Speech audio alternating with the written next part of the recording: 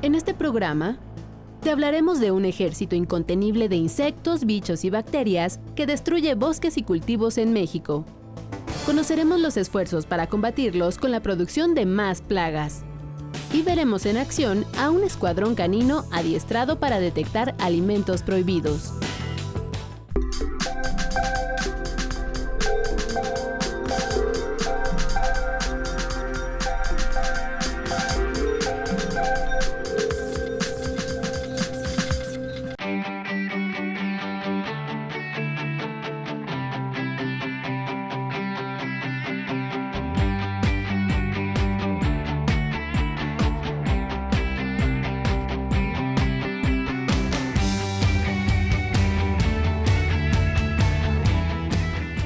Hay fenómenos de la naturaleza, como las plagas, que afectan directa o indirectamente a la especie humana.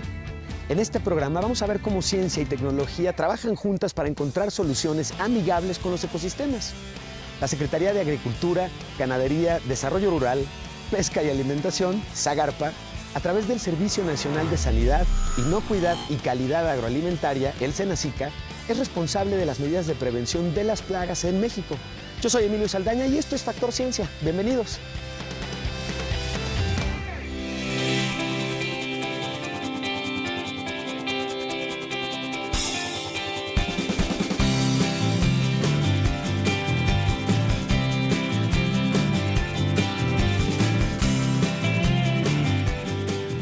En el sentido moderno, una plaga es una situación en la cual un organismo vivo produce alteraciones fisiológicas en otro, causando un daño que repercute a la economía de una comunidad, al afectar salud, cultivos, animales domésticos o medios naturales de subsistencia. Muchos organismos no son tan perjudiciales por sí mismos como por el potencial que tienen de difundir enfermedades. Para que una especie se transforme en una plaga, intervienen factores climáticos, ecológicos, biológicos, en fin. Cuando el valor económico de las especies en riesgo es alto, se busca neutralizar la plaga. Y aquí es donde la ciencia y la tecnología entran al rescate. Vamos a ver. Aquí observamos cómo un gusano cogollero se alimenta del maíz. Como esta, hay muchas plagas que podrían afectar seriamente la economía de México, uno de los principales países exportadores de frutas y verduras. Nosotros agronómicamente consideramos una plaga un agente, un organismo vegetal, animal, que es potencialmente dañino para los vegetales. Estos agentes dañinos pueden ser virus, bacterias, moluscos, aves o inclusive roedores. Una de las plagas preocupantes para nuestro país es la cochinilla rosada del hibisco. Este insecto afecta a más de 200 plantas, entre ellas la guanábana, guayaba, mango, ciruelos, limones, jícama y jamaica. Otra plaga de importancia es la mosca de la fruta. Ahí tenemos 4 especies de moscas que se encuentran atacando el mango, que se encuentran atacando las naranjas, las guayabas, los zapotes, etc. Las plagas se controlan usando trampas, podas de árboles infestados, control químico y, en casos extremos, quema total de árboles o plantas infestados.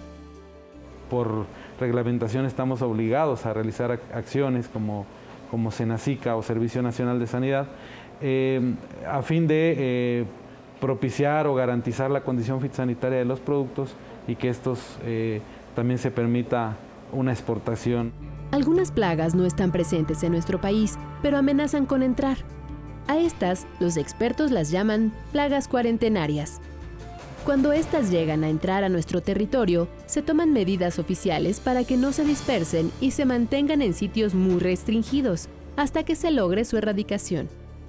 Ejemplos de estas plagas son la mosca del Mediterráneo, la palomilla de la vid, la palomilla marrón de la manzana y el picudo rojo de las palmas. Cualquier persona puede ver en las frutas y vegetales las huellas de las plagas. Por ejemplo, se ven manchas en la corteza, las frutas y vegetales se deforman o pierden su sabor. Incluso se puede ver a los barrenadores en la fruta o en las hojas. Te puedes dar cuenta cuando hay una plaga, por ejemplo, en moscas de la fruta, cuando tú abres un mamey y encuentras gusanos, cuando tú abres un mango y encuentras gusanos, cuando tú abres una naranja y encuentras gusanos, y dices, o larvas, y dices, ¿esto qué es? Ese mango ya no te lo vas a comer y muy probablemente ya no querrás comer mango en un futuro. Una forma de frenar el avance de las plagas es determinar si los cultivos que quieren ingresar al país están libres de plagas. Esto se hace en laboratorios especializados. En este tipo, por ejemplo, esta es una raíz de frambuesa que viene de otro país, y aquí podríamos encontrar dentro de ella que puede traer bacterias, puede traer nematodos, puede traer virus, y entonces en estos laboratorios el Senacica se enfoca a poder, en este caso, se incuban, obtenemos brotes y hay que hacer estudios para detección de virus, pero pudieran traer también nematodos.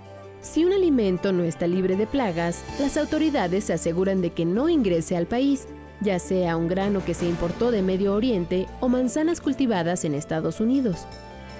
Ahora, cuando comas un delicioso fruto o vegetal fresco, recuerda toda la ciencia que mantiene a las plagas lejos de tus alimentos.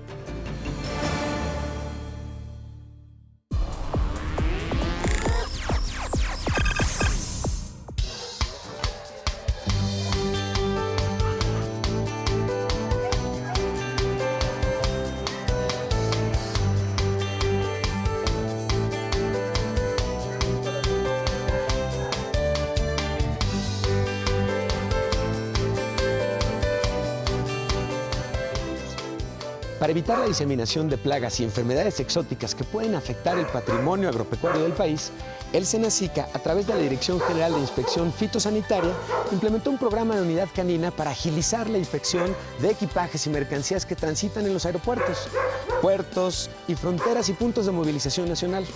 El Centro Nacional de Adiestramiento y Desarrollo de la Unidad Canina, ubicado en Tecámac, Estado de México, se especializa en la formación de unidades caninas de alto nivel en detección olfatoria. Vamos a ver cómo funciona. Gracias al olfato privilegiado de perros entrenados, inspectores de sanidad identifican a los viajeros que pretenden introducir al país alimentos no permitidos por su alto riesgo de transmisores de plagas o enfermedades. El olfato es el sentido más desarrollado del perro.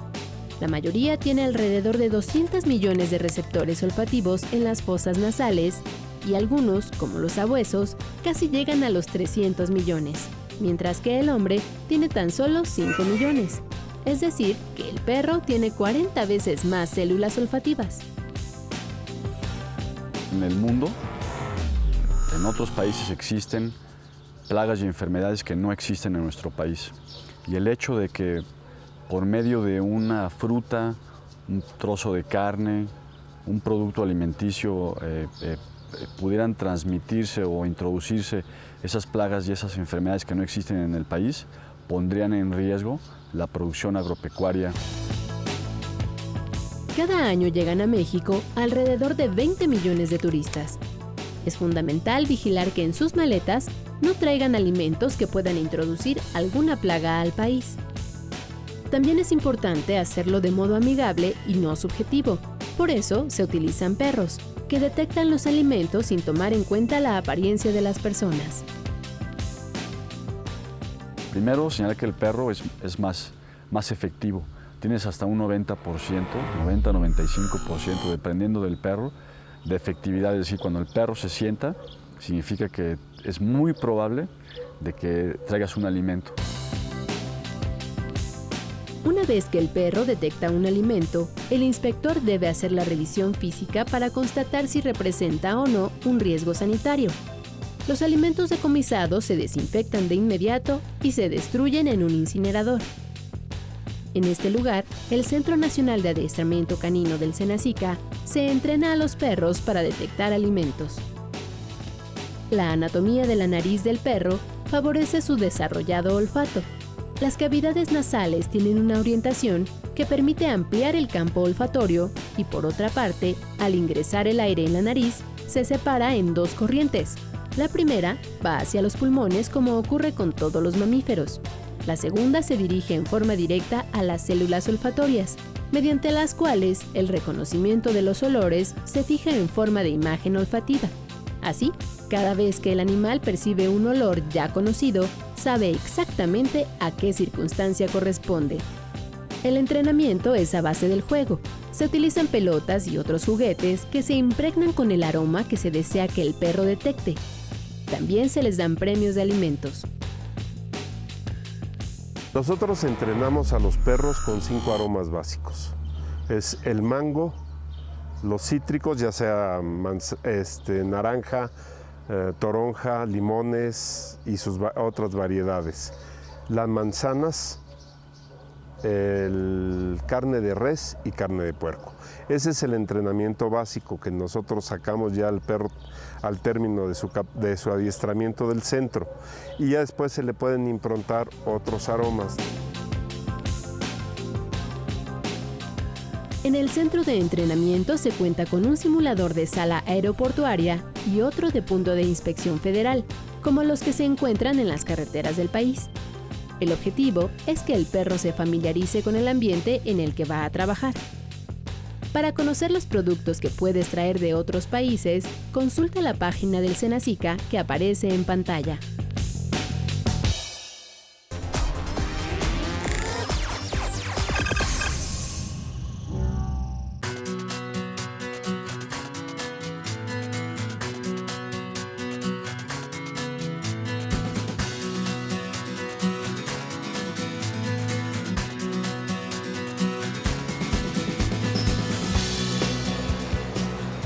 Es en laboratorios de este estilo, con la técnica de PCR, que se realiza el diagnóstico del HLB.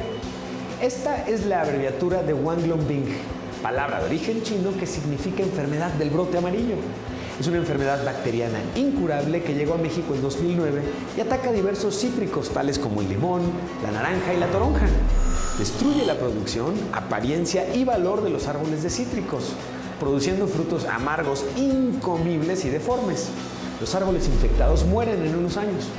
Aunque no es peligrosa para los seres humanos, sí ha destruido la producción citrícola en varias regiones del mundo. Te invito a que conozcamos más sobre esta amenaza y cómo podemos hacerle frente. De entrada, con el preventivo y diagnóstico que tenemos con este tipo de equipos en este tipo de laboratorios. Vamos a un factor ciencia.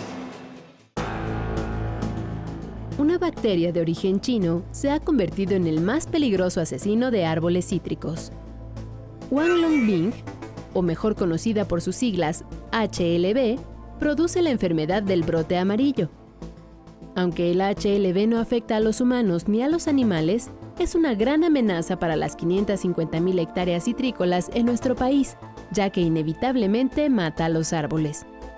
Se propaga a través de la adquisición de plantas contaminadas que provienen de viveros no certificados, injertos infectados o la transportación de plantas sanas junto con enfermas. Sin embargo, el principal vehículo transmisor es un insecto llamado Diaphorina citri. Este pequeño ser de no más de 2 milímetros se considera un insecto vector, porque es el que transporta la enfermedad de una planta a otra. Y se disemina a través de un pequeño insecto conocido como cilio asiático de los cítricos, que al alimentarse la savia de una planta, posteriormente por el vuelo o por acción del viento llega a la otra y entonces deposita a la bacteria. De esta manera es que la enferma. Al introducirse la bacteria en el árbol, tardarán meses o hasta 2 años en brotar los síntomas, tiempo suficiente para que contamine a muchas otras plantas. Los síntomas de un árbol infectado son manchas en sus hojas hasta cambiarlas de un color amarillo, engrosamiento y aclaramiento de las nevaduras de sus hojas, brotes amarillos, pérdida de follaje, semillas pequeñas, frutos deformes o que no se desarrollan y cuyo sabor es desagradable. Finalmente, el árbol se seca por completo e irremediablemente muere. La enfermedad del HLB en México se detectó por primera vez en Yucatán. A partir de entonces, han proliferado plantas y árboles infectados en los 23 estados citrícolas del territorio nacional. Actualmente, esta epidemia no tiene cura, por lo que ha puesto en jaque a los productores de nuestro país debido a la expansión de la bacteria en los huertos de naranja, mandarina, toronja y especialmente limón. La situación de limón es seria porque es la especie más susceptible al HLB. Así entonces, si no se hacen las actividades correctas y en la medida en que se requiere, definitivamente sí están en un serio problema. Ante este panorama, las autoridades encargadas de sanidad agroalimentaria han implementado una campaña de prioridad nacional contra el HLB, con acciones de vigilancia estratégica, muestreo, diagnóstico, control y capacitación. La campaña está dirigida a más de 67,000 productores de cítricos, cuya producción es de 7 millones de toneladas al año, con un valor de 10,200 millones de pesos. Es fundamental que el productor utilice plantas limpias, plantas certificadas, que también busque plantas que en su huerta parezcan estar enfermas y proceder a eliminarlas con oportunidad, y por supuesto que se asocie con sus vecinos para controlar al insecto con oportunidad. Los científicos mexicanos investigan la forma de erradicar el HLB y todo apunta a que la solución será mediante modificaciones genéticas a las plantas citrícolas para hacerlas resistentes a la criminal bacteria.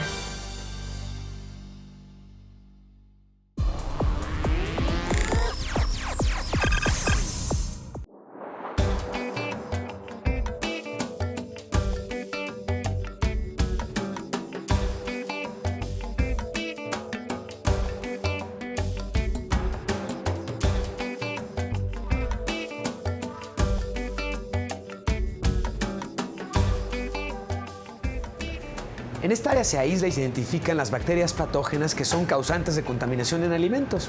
Una de las plagas más nocivas para los agricultores es la mosca del Mediterráneo, que afecta a más de 250 productos agrícolas.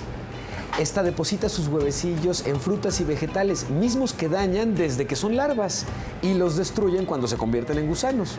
Para controlar su población sin tener que erradicarla, los gobiernos de México y Estados Unidos construyeron en Chiapas una fábrica de insectos estériles, mismos que al ser liberados en la frontera con Guatemala y aparearse con moscas silvestres, interrumpen el ciclo de producción y reproducción de estas, controlando un poco el norte del continente en esta parte. Checa la tecnología que se utiliza aquí. La Ceratitis capitata, conocida como mosca del Mediterráneo, es una plaga altamente destructiva que ataca productos como el café, la guayaba, la mandarina, la naranja dulce y la naranja agria. La mosca adulta coloca los huevecillos en la fruta y ahí eclosionan y se forma una larva o gusano. Y esto es lo que le causa el daño a la fruta, que ya no se puede comercializar, o si se comercializa es muy castigada en el precio. Debido a su adaptabilidad climática, la mosca del Mediterráneo ha recorrido gran parte de nuestro planeta. Originaria de África, específicamente de Egipto, emigró al Mediterráneo, donde tomó su nombre. Después, logró llegar al Caribe. Se dispersó hacia América del Sur para posteriormente extenderse a Centroamérica. En 1977, entró a México por la frontera con Guatemala. En 1978 se creó en nuestro país, con apoyo de los gobiernos de Guatemala y Estados Unidos, el programa MoscaMed, el cual tiene como propósito eliminar a la mosca del Mediterráneo. Así, se realizan acciones para detección, control y erradicación del insecto. Pero la clave para abatir esta especie es la producción de más moscas. En Metapa de Domínguez, Chiapas, se encuentra una fábrica de moscas del Mediterráneo, la cual produce alrededor de 26,000 millones de pupas al año. Las moscas que se cultivan son machos estériles y su producción se realiza bajo un estricto proceso de calidad que permite mantenerlas en óptimas condiciones en sus estados de huevo, larva, pupa y mosca. El proceso inicia desde la recepción de los huevos, los cuales son traídos de Guatemala y se incuban en botellas bajo un sistema de burbujeo. Después, se siembran en charolas encima de una dieta, que es una mezcla triturada de plantas, agua y otras sustancias que será el alimento de las futuras larvas. Al madurar las larvas, se provocan las condiciones necesarias de oscuridad, temperatura y humedad para su transformación en pupas. Después, son pintadas con una tinta fluorescente para diferenciarlas de las moscas silvestres y son irradiadas para hacerlas estériles. Cuando las pupas están maduras, son empaquetadas en contenedores con alimento, agua y hasta un accesorio de reposo para la futura mosca. Las moscas son liberadas en aviones que vuelan en la zona fronteriza con Guatemala, donde se encuentran con hembras silvestres de su especie. El secreto para que las hembras elijan un macho estéril es soltar un mayor número de machos producidos en laboratorio que los ejemplares que se encuentran en su ambiente natural. Así que estadísticamente, el resultado es sumamente satisfactorio. Entonces hay mucho potencial de que ganemos en ese sentido con el macho estéril, la cópula. Y si hay una cópula con un macho estéril, ya no hay progenie. Y automáticamente la especie se autoextingue.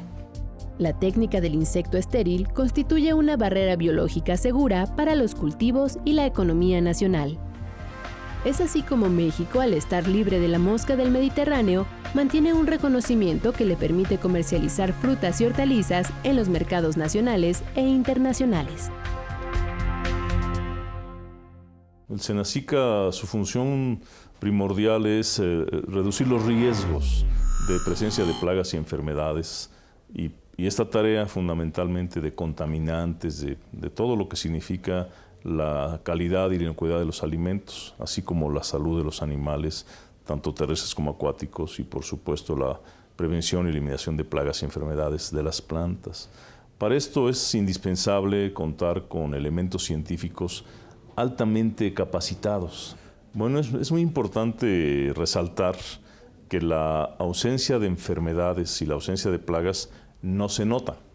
El problema se nota cuando hay una plaga o una enfermedad y a causa de esta, por ejemplo, un producto está ausente del mercado. Si una enfermedad llega y afecta una especie animal y esta especie animal se ve disminuida su capacidad productiva, entonces la oferta de ese producto en el mercado, huevo, carne, leche, se vería disminuida. Y también la condición de calidad, que tú consumas alimentos que no te hacen daño, significa que el proceso de producción, las buenas prácticas de manejo, el sistema de vigilancia epidemiológica para la prevención de enfermedades ha estado funcionando. Esos son temas que el consumidor no percibe, no se da cuenta. El consumidor se da cuenta a la hora que consume un producto sano.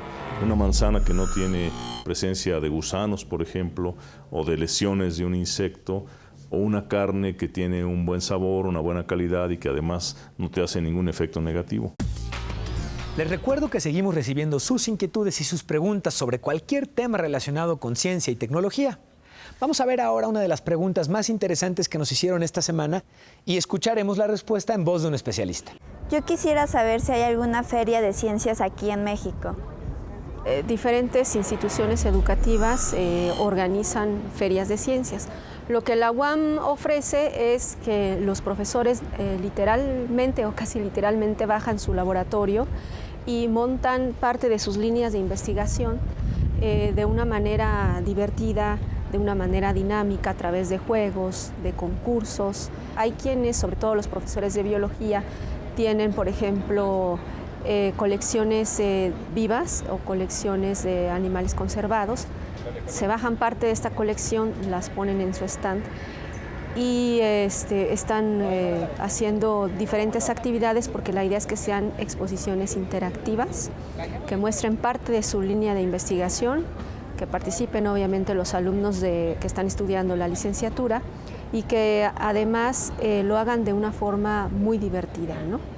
Este año vamos a tener taller de mariposas, cómo criar mariposas, explicar cuál es su ciclo de vida, etc. Va a haber un taller de meteorología también. Vamos a tener algunos talleres relacionados con la reproducción de cactáceas. Vamos a tener también pláticas. Vamos a tener también unos juegos de matemáticas, que es muy importante que nos acerquemos a la ciencia, porque es una forma de que nuestras vidas mejoren, el conocimiento mejora las condiciones de vida de las personas y tener este conocimiento a través de juegos y a través de la ciencia con investigadores de carne y hueso, digamos, viéndolos de cerca, es una experiencia que no se pueden perder. Entonces los invitamos a que vengan a esta 7ª Feria de Ciencias en la UAM Iztapalapa.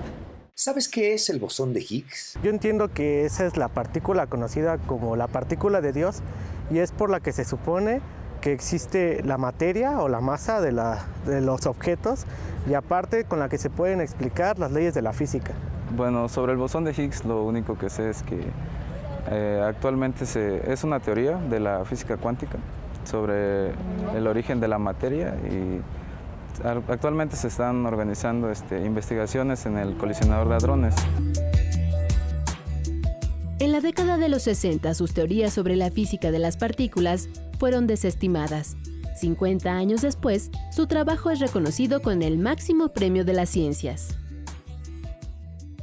The Royal Swedish Academy of Sciences has decided to award the 2030 Nobel Prize in Physics to Professor François Englert at Université Libre de Bruxelles, Belgique, and Professor Peter Higgs at University of Edinburgh, United Kingdom. Englert y Higgs crearon de manera independiente modelos teóricos que plantean la existencia de una partícula elemental que explica cómo se forma la materia y todo lo que nos rodea, el bosón de Higgs. Ça marque un progrès important dans notre connaissance du monde, dans notre connaissance des particules élémentaires, aussi dans les connaissances que l'on peut acquérir grâce à cela au niveau de la cosmologie et peut-être un jour dans le problème de la compréhension scientifique de l'origine de l'univers. La existencia del bosón de Higgs fue confirmada el año pasado en el Gran Colisionador de Hadrones del Centro Europeo de Estudios Nucleares. First of all, I think it's a great day for particle physics. It's a great day for theory and experiment together, because both they need to go together, and it culminates in the Nobel Prize today for François Englert and Peter Higgs. Los investigadores recibirán el Premio Nobel de Física 2013 el 10 de diciembre en Estocolmo, Suecia.